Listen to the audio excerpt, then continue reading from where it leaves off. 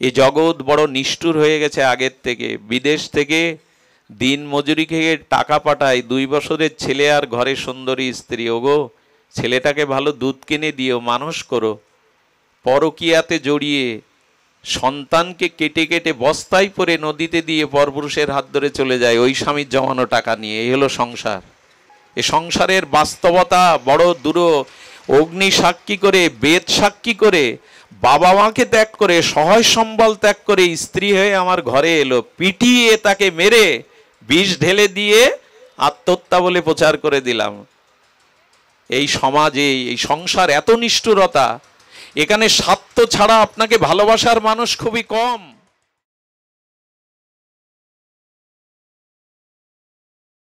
সাধু সঙ্গে শুধু হতে হবে কৃষ্ণ গুণগাথা, অন্য কোনো সামাজিক কথা, রাজনৈতিক কথা, সাংসারিক কথা, পরনিন্দা পরচর্চার কথা যেখানে হয়, আদৌ সেটা সাধু সঙ্গ নয়। কৃষ্ণ কথা ব্যতীত যেখানে অন্য কথা হয় সেটি আদৌ সাধু সঙ্গ নয়। আর আমার মতো সাধু এসেই যদি বাড়ি গিয়ে আগে বলি একটু চা করুন, চার সাথে একটু বিস্কুট আনুন, আবার একটু আড়ালে গিয়ে মুখে বাতি জ্বালিয়ে টেনে যদি আসি, তবে এই সব সাধু সঙ্গ করে জানবেন বাইরে সাধু বেশ আছে, কিন্তু এদের সঙ্গ করে এগোনো। আরে তুমি নিজের বৃত্তি নিয়ন্ত্রণ করতে পারো নি তো অন্যের বৃত্তি কি নিয়ন্ত্রণ করবে? এক রাজা শুনেছেন যে ভাগবত শ্রবণ করে পরীক্ষিত মহারাজ 7 দিনেই কৃষ্ণচরণ পেয়ে গেল, ব্রহ্মরন্ধ্র ফেটে তার আত্মা নিত্য স্বরূপ ধামে চলে গেল। তা আমি রাজা, আমি বিষয়, আমি 7 দিন ভাগবত শুনবো। উনি ভাগবত শোনার পরে 7 দিন পরে ওনার বিষয় বাসনা আরো বেড়ে গেছে। এই 7টা দিন আমি সিংহাসনে বসিনি, আর এই রাজকোষে কতটা অর্থ এলো হিসাব নেইনি। শেষে বললেন, তোমার ভাগবত শুনে আমার বিষয় বাসনা তো যায়নি, বরঞ্চ বেড়ে গেছে, সদুত্তর দাও। আর এর সদুত্তর না দিতে পারলে 3 দিনের মাথায় আমি মৃত্যুদণ্ড দেব। ভাগবত শোনালে অথচ কমার বাটায় আমার বিষয় বাসনা, ভোগ বাসনা বেড়ে গেছে। যে উনি কি উত্তর দেবেন? উত্তর খুঁজে না পেয়ে যেদিন মৃত্যুর দিন, সেদিন বললেন, তোমার শেষ ইচ্ছা কি? বললাম, আমার ছোট কন্যাকে একটু আমার কাছে এনে দেন। ছোট কন্যাটা খুব বিদুষিনী ছিল, খুব স্মৃতি শক্তিধর ছিলেন, শাস্ত্রজ্ঞ ছিলেন। এসে যখন বললেন, তখন রাজাকে বললেন, আমার পিতার মৃত্যুদণ্ডের আগে আমি আপনাকে এই বাবার হয়ে উত্তরটা দিতে চাই, যদি সদুত্তর দিতে পারি বাবাকে মুক্তি দেবেন? বলে হ্যাঁ। সদুত্তর দেওয়ার জন্য মেয়েটি বললেন, এই সামনের পিলারে 2 মিনিটের জন্য আপনাকে আষ্টে বিষ্টে দড়ি দিয়ে বাঁধা হবে। আমার বাবাকে তো বাঁধা রয়েছে সামনের পিলারে, আপনাকে ওই উত্তরের দানের জন্য আপনাকে একটু 2 মিনিটের জন্য বাঁধা হবে, কিছু মনে করবেন না। ওনাকে আষ্টে বিষ্টে বাঁধা হলো। এইবার কন্যাটি রাজাকে বলছেন, আমার বাবার বাঁধন খুলে দিন। রাজা তখন বলছেন, আমি দড়িতে বন্দী দশায় আমি ওর বন্ধন কি করে খুলবো?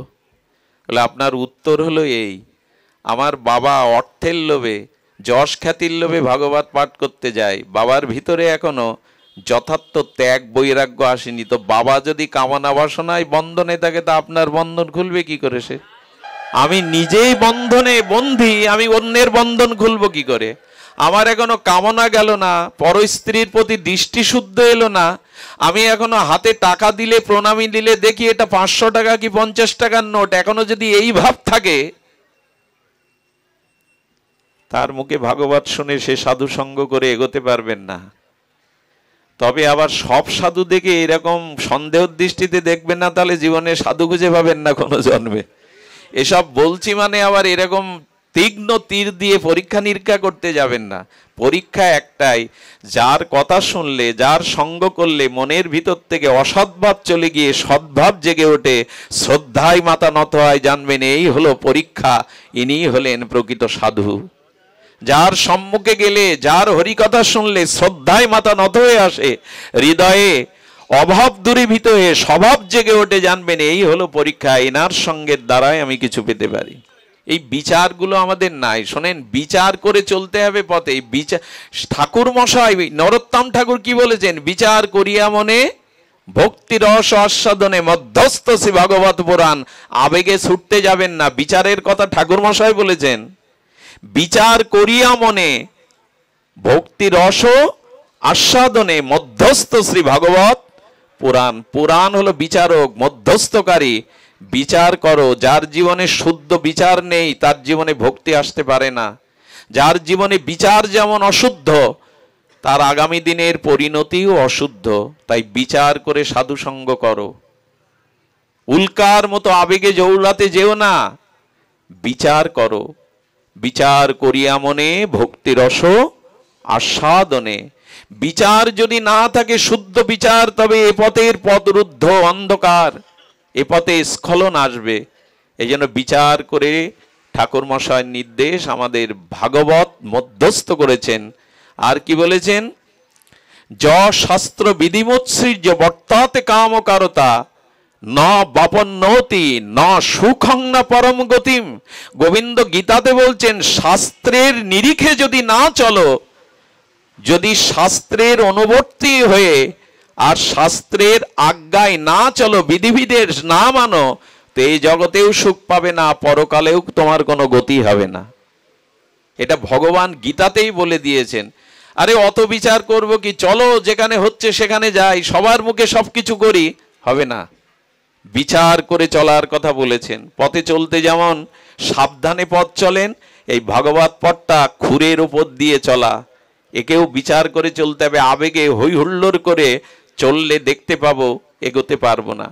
আসলে বলতে চেয়েছি, সাধুসঙ্গ করলে পাপ তাপ হিংসা বিদ্বেষ কামনা যেটি অনন্ত জন্মের আছে, এটা ধীরে ধীরে ক্ষয় হবে। কিন্তু মুশকিল কি জানেন? একটা পরশ পাথর আর একটা লোহা, এদের কাছাকাছি আনলে কি লোহাটা সোনা হবে? কাছাকাছি আনলে এক চুল পরিমাণ যদি দূরে রাখেন, তবু কি পরশ পাথর মানে লোহা সোনা হবে? এক চুল পরিমাণও দূরত্ব রাখলে হবে না। কি করতে হবে? স্পর্শ করাতে হবে। তেমন সাধু সঙ্গে গিয়ে ওই শ্রদ্ধার সহিত ওই হরিকথাতে সাধু বাক্যকে হৃদয়ে স্পর্শ করাতে হবে। পরশ পাথরও আছে, লোহাও আছে, দুটোতেই সোনা হয়, এ তত্ত্ব আছে। কিন্তু এক চুল পরিমাণও যদি লোহা থেকে দূরে রাখেন পরশ পাথরকে, তেমনি হরিকথাকে সাধু বাক্যকে হৃদয়ে স্পর্শ করাতে হবে। যখনই করালেন তখনই জানলেন এটা পরশ পাথর হয়ে গেল। একজন গুরুদেবের দীক্ষা নিয়েছেন বিজয় কৃষ্ণ গোস্বামী সিদ্ধ মহাত্মার, কিন্তু কুকাজ যায়নি। কুকাজটা তিনি করেই চলেছেন। অন্য শিষ্যরা বললেন, আপনার মতো সদ্গুরুদেবের চরণ আশ্রয় করে ওর ভিতরে আরো বেড়ে গেছে। বিজয় কৃষ্ণ গোস্বামী হেসে বললেন, বেড়ে গেছে একেবারে যাবে বলে। প্রদীপ নিভাবিত হওয়ার আগে ধূপ করে বেশি জ্বলে ওঠে। ও হৃদয়ে যে কামনা বাসনা দেখছো না, ওটা দ্রুত চলে যাবে। অপিচেত সুদরাচার ও মাম অনন্য ভাক সাধুরেব সামন্তব্যং সম্যক ব্যবস্থিতি হা। এখানে নিশ্চয়িত্তিকা বলেছেন, হতে যাচ্ছে তার হৃদয়ে কামনা বাসনা চলে যাচ্ছে। বললেন, প্রভু দৃষ্টান্ত দিন। জঙ্গলের পাশে এক ব্যক্তি, তার বাড়ি, প্রতিদিন জঙ্গলের পাশ দিয়ে বাইরের পাশ দিয়ে যায়। তো কখনো হরিণ দেখে, কখনো শৃগাল দেখে, কখনো দু একটা বানর দেখে, বাঘ ভাল্লুক দেখতে পায় না। কিন্তু হঠাৎ বাড়ি ফিরতে গিয়ে দেখে গভীর জঙ্গল থেকে বাঘ ভাল্লুক সেদিন বেরিয়ে আসছে, সব চোখে দেখতে পাচ্ছে, ছুটে বেরিয়ে আসছে। কেন জানেন? ওই জঙ্গলের গভীরে আগুন লেগে গেছে। আগুন লাগলে হিংস্র প্রাণীরা বাঁচবার জন্য বাইরে বেরিয়ে আসছে, আর তখনই ওটা দৃষ্টি পড়েছে। বলে, আমার মন্ত্র, আমার ভক্তির আগুন ওর হৃদয়ে লেগে গেছে। অনন্ত জন্মের যে ওই হিংস্র জন্তুর মতো কামনা বাসনা ছিল, ওগুলো বেরিয়ে যাওয়ার সময় হচ্ছে। এই জন্য বেরিয়ে যেতে গেলে তো দেখা যাবে, কিছুদিন এটা জাগা যাবে, কিন্তু জানবে ক্ষিপ্রম ভবতি, ও খুব দ্রুত সাধু হয়ে যাবে, ও খুব দ্রুত পরিবর্তন হয়ে যাবে। আপাতত তার মধ্যে যা দেখছো এটা থাকবে। ভগবান বললেন, যে আমার ভজনে এসেছে সাধু রেব সামন্তব্যং, তাকে সাধু বলে মন্তব্য করবে, সাধু না হলেও মন্তব্য করবে। কিছুদিনের ভিতরে ওর হৃদয়ে আগুন লেগেছে, ওটা চলে যাবে। সুধীবৃন্দ, এই জন্য সাধু সঙ্গের আশ্রয়ে আসুন। আমি গতদিন বলেছিলাম কথাটি, আর একবার পুনরুচ্চারণ করি। কোথায় জানো? দেখুন, সজ্জন ব্যক্তি, সাধু ব্যক্তি আর সোনা, কি কি বললাম? সজ্জন, সাধু আর সুবর্ণ সোনা, এরা বারবার যদি ভেঙে যায় তবু এরা পরাজিত হয় না, শেষ হয়ে যায় না, আবার গড়ে জীবন। আর কুমোরের ঘড়া অর্থাৎ কলসি বা ঘট যতই তৈরি হোক ভেঙে গেলে আর গড়া যায় না। ধ্যান দিয়ে কথাটি শুনুন, একটা 100 টাকার নোটকে যদি আপনি 10 ভাগ ছিঁড়ে ফেলেন বাজারে চলবে? এটা 1 ভরি সোনা যদি 10 খণ্ড করেন চলবে কি না? মান কমবে কি? কমবে না। তার মানে বলা হচ্ছে যে একটি নোটকে 10 ভাগ করলেও আগের মতো সেটা চালাতে পারবেন না।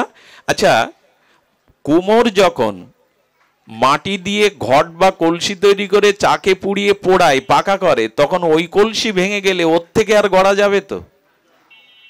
কিন্তু সোনার কলসি তৈরি করে যদি সোনার কলসি ভেঙে যায় গড়া যাবে কিনা? তেমন সজ্জন যারা, সাধু যারা, এরা বারবার পিছিয়ে পড়লে, বারবার ভেঙে পড়লেও ভগবত কৃপায় একদিন দাঁড়িয়ে যায়, গড়ে যায়। কিন্তু যারা দুর্জন অসাধু ব্যক্তি, তারা কুমোরের ঘড়ার মতো একবার ওই কলসি পাকে যদি আপনি পাকা করেন তখন ভেঙে গেলে ওর থেকে আর গড়তে পারবেন না। এই জন্য দুর্যোধন যারা, তারা কখনো গড়ে না, আর যুধিষ্ঠিররা কখনো পিছিয়ে পড়লেও ভাঙে না। এই জন্য জীবনে সংকল্প করুন যে সৎসঙ্গ ছাড়া আমি অসৎসঙ্গে যাব না, এটা সংকল্প করুন। কারণ ওখানে পড়লে অনন্ত জন্ম পিছিয়ে যেতে হবে। আগেই বলেছি, আগুনে পুড়ে মরলে দেহ নষ্ট হয়, আত্মার ক্ষতি হয় না, কিন্তু অসৎসঙ্গে গেলে আত্মা 84 লক্ষ জনিতে তার নিচে নেমে যেতে হয়, অধঃপতিত হতে হয়। এই কথাগুলি বারবার শোনানো হচ্ছে যে সজ্জন ব্যক্তি পড়ে গেলেও শেষ হয়ে যায় না, উঠে দাঁড়ায়। সোনা বারবার ভাঙলেও, সোনার কলসি ভাঙলে আবার তাকে রূপ দেওয়া যায়, কিন্তু মাটির কলসি চাকে পুড়িয়ে ভাঙলে আর তাকে রূপ দেওয়া। দুর্যোধন এই জন্য গড়ে না। দয়া করে অসৎসঙ্গ ত্যাগ করুন। যে দৃশ্য দেখলে, যার কাছে গেলে, যার সঙ্গ করলে মনের ভিতরে কাম, কামনা, ভোগ, স্পৃহা জেগে ওঠে, আপাতত বিরতি দিন, না হলে রক্ষা নাই। সুধীবৃন্দ, এই জন্য শাস্ত্রে বারবার বলেছেন সৎসঙ্গ করলে আপনার বিবেক জাগবে, আর সৎসঙ্গে ছাড়া বিবেক জাগলে বিচার আসবে, বিচার আর বিবেক যদি না জাগে তবে সব শেষ। আমার একটা ঘটনা মনে পড়ল। এক পণ্ডিত ছিলেন, অনেক শাস্ত্র জানেন। তার বাড়ির সামনে এক পতিতা এসে ওইখানে তার ক্রিয়াকলাপ চালিয়ে যাচ্ছে। খরিদ্দার আসে, মদ খায়, পতিতাদের যে অসামাজিক কার্যকলাপ ওখানে চলে, গান বাজনা। পণ্ডিত একদিন রাত্রে একাকী পতিতার কাছে গিয়ে বললেন, তোমার পাপের ভয় নেই, নরকের ভয় নেই? আরে পচে গলে পোকা হবে এই দেহ, দেহ পুজিবিনী। ভগবান বলেছেন এসব অতঃসঙ্গ অসৎরঙ্গ ত্যাগ করে সৎপথে ফিরে এসো। পণ্ডিতের কথাগুলো বর্ষির মতো হৃদয়ে আটকে গেল। হঠাৎ করেই তো পুরনো অভ্যাস ত্যাগ করতে পারে না, কিন্তু ওর মন, ওর চিন্তা ওই পণ্ডিতের কথায় আটকে গেল। আর পণ্ডিত কি করলো জানেন? সাধুর ওই দরবারে গিয়ে ওকে দেখেছে, ওকে ওই খরিদ্দার পাতি দেখেছে, ও প্রতিদিন সকাল সন্ধ্যা চেয়েছে দেখে কারা এলো কারা গেল, পতিতা সেজে দাঁড়িয়ে আছে কিনা। ধীরে ধীরে পণ্ডিতের ভাবনার মধ্যে চলে এসছে পতিতার চিন্তা, পতিতা বাড়ির চিন্তা, আর পতিতার মনের মধ্যে ধীরে ধীরে বিচার এসেছে ওনার ওই উপদেশগুলো, ওনার ওই কথাগুলো। কিছুদিন বাদে ঘটনাক্রমে পণ্ডিতের যখন আয়ু শেষ হয়েছে তখন যমদূত এসে হাজির। উনি তো জ্ঞানী পণ্ডিত, বললেন আমি তো জমালয়ে যাব না, এমন কাজ তো করিনি।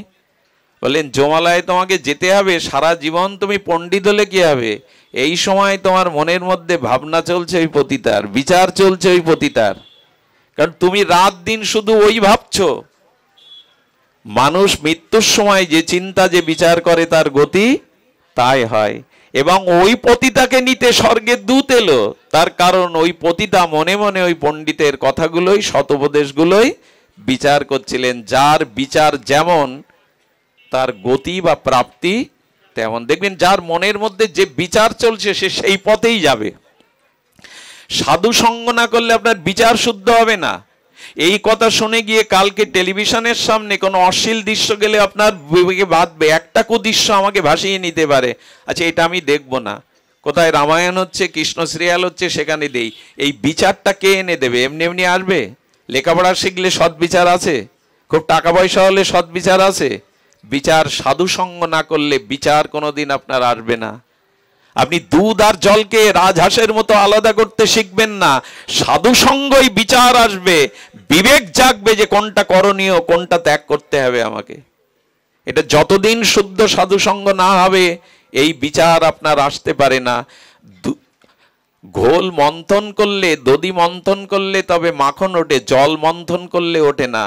তেমন অন্য কিছুর দ্বারা আপনার শুদ্ধ বিবেক জাগবে না, সাধু সঙ্গ করলেই বিবেক জাগবে। আরো দুটি কথা বারবার বলতে ইচ্ছা করে, বারবার বলি। দেখুন, এই বিচার বিবেক না থাকলে ভজন পথে এসেও আমরা এগোতে, আপনার যদি সঠিক বিচার না থাকে, সঠিক সুবুদ্ধি না থাকে, এই ভজন পথে এসে শুনেছেন অনেকের পতন হয়েছে। ছিল বাবাজি, এখন সংসারী হয়ে গেছে, আশ্রমের টাকা মেরে দিয়ে আর একটা বিয়ে করে এখন সংসারী। শোনেন না সাধু সমাজের পতন? তাহলে এই পথে এলো, সদ্গুরুদেব পেল, রাঙা কাপড় পরলো, তারপরেও পতন হলো কেন? এত কিছু জানার পরে, এত কিছু বোঝার পরে এতকাল আশ্রমে মঠে থেকেও পতন হয় কেন? এর কারণ তার বিচার প্রকৃত শুদ্ধ হয়নি। বিচার শুদ্ধ না করে যদি ভগবত পথে আসেন, কামনা বাসনা পদ প্রতিষ্ঠা অর্থের লালসায় আসেন, পরিণাম কি হবে শুনুন। আমি বৃন্দাবনের এক আচার্যের মুখে শুনে স্তম্ভিত হয়ে গেছিলাম। কি অপরূপ সিদ্ধান্ত! আপনারাও শুনুন, আনন্দ পাবেন। এক গ্রামে দুইজন ধনী। এখন এক গ্রামে যদি দুইজন পাশাপাশি ধনী থাকে, তবে এই অহংকারী ধনীদের মধ্যে কি হয় জানেন? প্রতিযোগিতা নেমে যায়, কে কাকে পেছনে ফেলে এগিয়ে যাবে। ভক্ত না হলে দুইজন ধনীর এইরকম দশা হয়। কিরকম জানেন? একজন যায় দার্জিলিং এ, আর একজন যায় কোথায় জানেন? কাশ্মীরে। এই দেখ, তুই ভালো জায়গায় যাসনি, আমিও গেছি। পোস্ট দিয়ে দেয় মোবাইলে, আমিও ভালো জায়গায় গেছি। একজন 20 লাখ টাকার কার কিনলে ও 25 লাখ টাকার কেনে, দেখাতে হবে তো ওর থেকে আমি বড়। এই করতে করতে অহংকার এত বৃদ্ধি পেয়েছে, কেউ কারোর পেছনে ফেলতে না পেরে ওদের ভিতর হিংসার আগুন জ্বলছে, রাত দিন প্রতিযোগিতা নেমে গেছে। এলো শিবরাত্রি। কোন রাত্রি? শুনেছে এই রাত্রে কঠোর উপবাস করে শিব ঠাকুরকে ডাকলে শিব ঠাকুর সন্তুষ্ট হয়ে বর দিয়ে দেয়, আর শিবের বরে আমি ওকে পেছনে ফেলবো। শিবরাত্রির দিনে নির্জল অপাস করে কাশিতে গিয়ে এক বিল্ল বৃক্ষের তলে বসে ওম নমঃ শিবায়, এটাও জানতে পেরেছে। সোজ লাগানো আছে, ও কি করছে? বলে ও যখন শিবরাত্রি ব্রত করে তপস্যা করছে আমাকে পরাজিত করবে বলে, আমিও ব্রত থেকে কাশিতে গিয়ে ও গাছতলায় বসে ওম নমঃ শিবায়, ওম নমঃ শিবায়। আশুতোষ তো অল্পতে সন্তুষ্ট হন। আশুতোষকে মা পার্বতী বলছেন, হে ভগবান, ওরা নির্জলা থেকে কঠোরভাবে ওম নমঃ শিবায় শিবায় জপ করছে, আপনি ওদের দেখা দিন, করুণা করুন, বর দিন। বলে ওদের বিচার অশুদ্ধ, ওরা একে অপরকে পেছনে ফেলবে বলে করতে আসছে, ওদের কাছে গেলে ওদেরই বিপদ। তবু মাতা পার্বতী যা বলেন শঙ্কর তাই শোনেন। শঙ্করকে তখন বলছে, তোমার কথাই যাচ্ছি, তবে ওদের কি হবে আমি বলতে পারি না। আমি মঙ্গলময়, কিন্তু ওদের যা বিচার তাতে আমি মঙ্গল করতে পারবো কিনা জানি না। প্রথমে এসেছে বিষ্ণুরামের কাছে। বিষ্ণুরাম, তাকিয়ে দেখো তোমার ইষ্ট তোমার সম্মুখে। ভগবান শঙ্কর এসেছেন, ষষ্ঠাঙ্গ প্রণাম করে বলছেন, প্রভু আমি তো বিষ্ণুরাম আরো শিবরাম, আপনি আমাকে আগে দেখা দিলেন না ওকে আগে দেখা দিলেন, আগে বলুন। তখন বলছে, না তোমার কাছেই প্রথমে এসছি, তুমি বর চেয়ে নাও। তখন বলছে, প্রভু বর তো চাইবো। তখন চিন্তা পড়ে গেছে, আমি যা চাইবো তার থেকে বেশি যদি ও চাই, তাহলে আর এই সারা রাত উপোস করে আর এই শিব ঠাকুরের ওম নমঃ শিবায় করে কি হলো? ও বুদ্ধি করে, মানুষের বুদ্ধি তো কম না, প্যাজ বুদ্ধি। মনে হিংসা বিদ্বেষ থাকলে তার সুবুদ্ধি। ও তখন বলছে, এই বর দিন, ওর যা হবে আমার যেন দ্বিগুণ হয়, ডবল হয়। শিব ঠাকুর এসে বললেন, তথাস্থ। এবার শিবরামের কাছে গিয়ে ওম নমঃ শিবায়, ওম নমঃ শিবায় দেখা দিলেন। হর হর মহাদেব। ভগবান শঙ্কর দেখা দিয়ে গেলে একই প্রশ্ন, প্রভু আপনি বিষ্ণুরামকে আগে দেখা দিলেন না আমাকে? বলে, না ওকে আগে দেখা দিয়েছি, তোমাকে পরে। বললেন, পরে যদি হয় তুমি বর চাও, আমি বেশিক্ষণ দাঁড়াবো না তোমার সামনে। বলে, প্রভু বর চাওয়ার আগে বলুন ও আপনার কাছে কি চেয়েছে।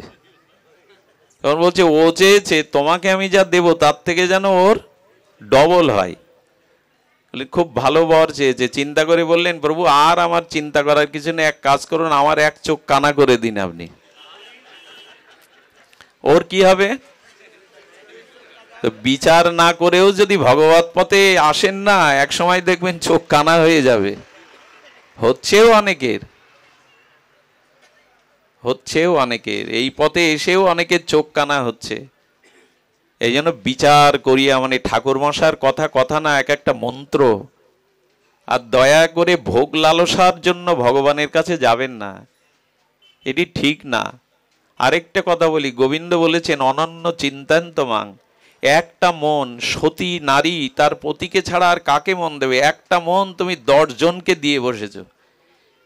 শনিবারে এই পুজো, রবিবারে এই পুজো, মঙ্গলবারে এই পুজো, এই দেবতাই, সবাইকে মানুন, সবাই ঈশ্বরের শক্তি, কিন্তু এক মন কজনকে দেবেন আপনি ভাগ করে? এই জন্য গোবিন্দ বললেন সব ত্যাগ করে এক আমার শরণাপন্ন হও, অনন্যগত চিত্ত হয়ে আমার ভজন করো। আরে মায়েরা এখনো সূচের ছিদ্রের মতো সুতো পোড়াতে গেলে আঁশ থাকলে পরে মায়েরা কি করে, বুদ্ধি করে গাড়ের লালা দিয়ে আঁশগুলো এক করে তবে ছিদ্রের মধ্যে দেয়। মনটা একদিকে দাও, 10 দিকে দিতে গেলে অনন্য ভক্তি হবে না। মনটা একদিকে দাও, সবাইকে মানো, সবাইকে শ্রদ্ধা করো, কিন্তু এক মন কজনকে দিয়ে বেড়াবে তুমি? অনন্য ভক্তির পথে এসো, অনন্য চিন্তান্তমাং, অন্য চিন্তা, অন্য কারো চিন্তা করার দরকার নেই, একমাত্র আমার চরণে শরণ নিয়ে আমাকে ভজন করো। অন্যকে অশ্রদ্ধা সমালোচনা করার দরকার নেই, কিন্তু ভজন আমার করো। এ কথা আমরা বোঝাতে পারি না। এই জন্য বিচার শুদ্ধ কিসে হয়? সাধু সঙ্গে। কিসে হয়? কয় মাইল গেলাম, কটা মাইল স্টোন পেলাম?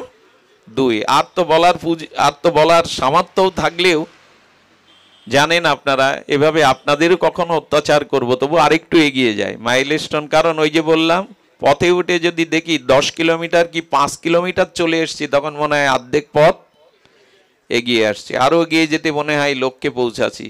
দ্বিতীয় মাইল স্টোন সাধু সঙ্গ। তৃতীয়টা হলো ভজন ক্রিয়া। তৃতীয়টা হলো আমরা কিন্তু ভেতরের যাত্রায় চলেছি, ভগবানের পথে যাত্রায়। বাইরের যাত্রায় মাইল স্টোন, আর গোবিন্দের চরণে পৌঁছানোর ভেতরের মাইল স্টোন তৃতীয়টা হলো ভজন ক্রিয়া। ভগবানের ভজন না হলে মুখে কিছু হবে না, ভজন করো। আচ্ছা, এই ভজন আপনাকে নিজে শ্রদ্ধাটা সাথে রেখে, সাধুসঙ্গ সাথে রেখে, এক একটি কিন্তু পরিপূরক। আচ্ছা, রড যখন গুড় হলো, গুড়ের মধ্যে রস নেই? গুড় যখন চিনি হলো, চিনির মধ্যে রস নেই? চিনি যখন মিশ্রি হলো, মিশ্রির মধ্যে রস নেই? আচ্ছা, দুধ যখন দই হলো, তখন দুগ্ধের কিছু ক্রিয়া, গুণ ওর মধ্যে থাকবে না? থাকবে। ঘি পর্যন্ত গেলেও দুধের ক্রিয়া ওর মধ্যে থাকবে। এর এক একটা মাইলস্টোন, এক একটা সিঁড়ি কিন্তু পেছনটাকে সাথে নিয়েই। প্রথমে শ্রদ্ধা এলো, শ্রদ্ধাই সাধুসঙ্গের কাছে নিয়ে গেল, সাধুসঙ্গ থেকে শ্রদ্ধা শাস্ত্রীয় হলো, শাস্ত্রীয় শ্রদ্ধা এলো, তখন ভজন না করে আর পারবেন না। কারণ শাস্ত্রীয় শ্রদ্ধা এলেই ভজন আপনাকে করতেই হবে। সাধুসঙ্গ করলে যখন আপনার মধ্যে বিচার এলো, তখন ভজন করতে হবে। কেন জানেন? যখন এই বুদ্ধি এসে গেল, সংসারের আর যা কিছু করছি এটা সার নয়, ভগবানের ভজনটাই হলো সার। এইটা সাধু সঙ্গে এই বুদ্ধি আসে। একবার এই বুদ্ধি এলে তখন ভজন না করে আপনি থাকতে। আচ্ছা, তৃষ্ণা লেগেছে, কাউকে খোসামত করতে হয়, জল খাও। একটু কথা বলুন, যার গভীর তৃষ্ণা লেগেছে তাকে প্রেরণা দিতে হয়, ঢেলতে হয়, জলের কাছে যাও। তো যখন বুঝতে পারলেন সংসার অসার, সংসারে সার নেই, তখন আপনি ভজনে চলে যাবেন। কিন্তু সহজে বিচার না আসলে হয় না। একটা ঘটনা মনে পড়ে, দিল্লিতে এক পাঠক পাঠ করছেন আচার্য। দিল্লির এক শিল্পপতির ছেলে, একমাত্র ছেলে, অডেল ধনসম্পত্তি, বিয়ে করেছে মাত্র 7 দিন। আর 7 দিন বিয়ে করলে যুবতী সুন্দরী স্ত্রীর প্রতি তার প্রবল মোহ। পাঠে শুনেছেন এ জগতে ভগবান ছাড়া, রাধারানী ছাড়া কেউ কারোর মনের মতো হতে পারে না, কেউ কারোর নয়। জগতে স্বার্থের জন্য আমার আমার করে, কিন্তু প্রকৃত অর্থে কেউ কারো ব্যথা নিতে পারে না। এই প্রকৃত অর্থে জগৎ সংসারে ভগবান ছাড়া তোমার কেউ আপন নেই। এই কথা শুনে ওর বিশ্বাস হচ্ছে না, কারণ বড় লোক তো, ধনী তো, সবাই ঘিরে থাকে পাশে, আমার আমার করে, সেবা যত্ন করে। আর স্ত্রী তো আবেগে বলে দিয়েছে, যতদিন নিঃশ্বাস প্রশ্বাস ততদিন আমি তোমার সাথে আছি, জন্ম জন্মান্তরে, এই গিট খুলব না। যা হয় আর কি নাটকের সংলাপ, আমি তোমার তুমি আমার, এই করে বাঁধনে ফেলেছে। পাঠের পরে বলছেন, বাবাজি সব কথা মেনে নেওয়া যায় না। আমার পরিবারে আমি যা ভালোবাসা পাই, আমার স্ত্রী আমাকে যেভাবে 16 আনা মন দিয়েছে, আপনার এই কথা খাটে না, কেউ কারো নাই, ভগবান একমাত্র আমার আপন। বাবাজি বললেন, তোমার ঠিকানাটা দিয়ে যাও, আমি কালকে তোমার ওখানে যাব, কিন্তু তোমার কে কত আপন, কে কত ভালোবাসে আমি নিজে গিয়ে তোমার বাড়িতে প্রমাণ করে আসবো, তোমার বুকে হাত দিয়ে, কিন্তু আমার কথা শুনতে হবে। বললো কি? বলে কালকে সকালে, দুপুরে পারো, বিকালে পারো, সব আত্মীয় স্বজন, নিকটাত্মীয় যারা তোমাকে খুব ভালোবাসে, বাবা মা স্ত্রী শালা সম্বন্ধী কুটুমকে একটা নিমন্ত্রণ করো, করে বিকেলে 1 কাপ চা খেতে চাইবে স্ত্রীর হাতে। ওই চাটা খাওয়ার পরে বুকে একটা ভীষণ যন্ত্রণা অনুভব করে ছটপট করতে থাকবে, ভয় নেই, আমি ওখানে উপস্থিত হব। উনি করেছেন কি, সাধুর কথাকে বিশ্বাস করাবার জন্য, যুক্তিতর্ক পরীক্ষা নিরীক্ষা করার জন্য ঠিক ওই দৃশ্য করে স্ত্রীকে, পিতামাতাকে, ভাই ভগ্নদের, বন্ধু বান্ধব, কুটুম্ব আত্মীয়কে ডেকে সবাইকে একটু খাবার দিয়ে, চা যোগ দিয়ে বললেন, আমাকে 1 কাপ চা করে দাও। প্রেয়সী সুন্দরী চা দেওয়ার সাথে সাথে মনে পড়েছে, বুকের বাম পাশে চেপে ধরে উনি ছটপট করতে শুরু করেছেন। যেই ছটপট করছেন, চোখ টোক একেবারে উদ্যোগামী হয়ে, যখন মুমূর্ষ রুগী যেমন করে, তাড়াতাড়ি ডাক্তার হাসপাতাল, এই করতে করতেই বাবাজি মহারাজের উপস্থিত আগেই বলা ছিল। এখন জানেন উনি প্রসিদ্ধ কথাবাচক সন্ত সাধু, বাবার চরণে পড়েছে, বাবা ডাক্তারের কাছে নিয়ে যেতে হবে, ওর যা দুর্দশা, কৃপা করে ওকে আপনি কৃপা করে বাঁচিয়ে দিন। বলে একটু শান্ত, আমি দেখছি। যেই বুকে হাত দিয়েছেন, ওনার যোগক্রিয়া মার্গে ওনার নিঃশ্বাস বন্ধ হয়ে, যোগের দ্বারা, সমাধি যোগে যেমন মানুষ প্রাণ থাকে হরিদাসের মতো দেহ ছেড়ে যায়, যোগক্রিয়ার দ্বারা কিছুক্ষণের জন্য ওর শরীরটাকে অবাস নিঃশ্বাস প্রশ্বাস বন্ধ করে দিয়েছেন। সাধুর এই ক্ষমতা আছে, উনি যোগক্রিয়ার দ্বারা করেছেন। অথচ বাইরে কে কি কথা বলছে সব ওই সাধুর শক্তিতে, যোগের শক্তিতেও শুনতে পাচ্ছে, অথচ নড়াচড়া স্পন্দন। বাবাজি মহারাজ একটু নাটক করে, অভিনয় করে বললেন, সব শেষ, আর ডাক্তার আর হাসপাতাল আর আপনাদের কারো কাছে যেতে হবে না, ওর আয়ু এ পর্যন্তই ছিল, মেনে নেওয়া ছাড়া উপায় নেই। এখন শ্মশান যাত্রার ব্যবস্থা করা, ওকে অন্ত্যেষ্টিক্রিয়ায় শ্মশানে নিয়ে যেতে হবে। দৃশ্য যেটা হয়, এভাবে হঠাৎ মারা যাওয়ায় তার স্ত্রী, তার পিতামাতা, আত্মীয় স্বজন যখন কাঁদছে, তখন বললেন, সব দোষ আপনার। সাধু ঘরে ঢুকলো আর আমার ছেলে মারা গেল বুকে হাত দিয়ে, আপনাকে এর একটা উপায় করতে হবে, আপনাকে ছাড়বো না। সাধু ঘরে ঢুকলে কি অমঙ্গল হয়? ছেলে মারা যায়। এখন এই করে যখন ওনাকে বলছে, উনি তো এই নাটকই রচনা করছেন, বোঝাচ্ছেন যে জগতে কে কার। আপনারাও, আমরাও বুঝি, আমরা তো খুব বুঝে বসে আছি, আমরাও বুঝি এই মায়ার সংসারের জন্য তো ভগবানই ভজন করা হলো না। কথা দিয়ে এসেছিলাম, কৃষ্ণ ভজিবার তরে সংসারে আইনু, এখন বউ ভজিবার তরে, টাকা ভজিবার তরে, সম্মান ভজিবার তরে সংসারে রইনু। এই হয়েছে অবস্থা। বাড়ি গাড়ির জন্যই সংসার। ভগবান কোথায়? আর সে ভজনের সময় কই? ভোজনের সময় আছে 3 বেলা, 1 বেলা ভগবানের ভজনের সময় নেই। এখন তো বুঝতে হবে। সাধু তখন বলছেন, আমাকে দোষারোপ করছেন, আমার ঢোকাতে বুকে হাত দিয়ে মারা গেল, তবে আমি একটা চেষ্টা করতে পারি, সারা জীবন ভজন সাধন করে যা করেছি, একটা চেষ্টা উপায় আমি করতে পারি। তখন ওদের কান্না থেমে গেছে। বলেন, উপায় দয়া করে করুন, আপনাকে সারা জীবন আমরা ঠাকুর বানিয়ে, দেবতা বানিয়ে রাখবো। বলেন, উপায় একটা আছে, 1 গ্লাস জল আনো। চারিদিকে রহস্য থমথমে। সাধু যদি বাঁচাতে পারে, সাধুর তো এই ক্রিয়া হয়তো পারেন ভজন শক্তি দ্বারা। জল এনে মন্ত্রপুত করে তুলসী পাতা দিয়ে বললেন, দেখুন এই জল, এর মধ্যে আপনারা যে পান করবেন, আপনাদের আত্মাটা ওর ভিতর ঢুকে ও বেঁচে যাবে, আপনি মারা যাবেন। মারা যাবেন কথাটা জোরে বললেন, মারা যাবেন। 10 মিনিটের মধ্যে আত্মীয় স্বজন যারা এসেছিল চা যোগ করতে, ওরা কেটে পড়েছে। আত্মীয় স্বজন কেটে পড়েছে। ভাবুন না, এই লীলাটি আমার। আত্মীয় স্বজন যখন কেটে বেড়েছে, মাত্র সবার বেলায়, থাকার বেলায় ভাইও চলে গেছে, বন্ধুও চলে গেছে, আছে 3 জন, পিতামাতা আর স্ত্রী। ওরা আর কোথায় যাবে? তখন সাধু এগিয়ে বলছে, সবাই তো, ও কিন্তু সব শুনছে শুয়ে শুয়ে, ওর কিন্তু বাহ্যিক চেতনা না থাকলেও ভেতরের চেতনা সাধু কৃপায় আছে, ও শুনছে। বাবাকে বলছেন আপনি বৃদ্ধ হয়েছেন, আপনার যুবক ছেলে, আপনার পরেই তো উত্তরাধিকারী ও সব কিছুর, আপনি জলটা খান, আপনি খেলে ও মারা যাবে।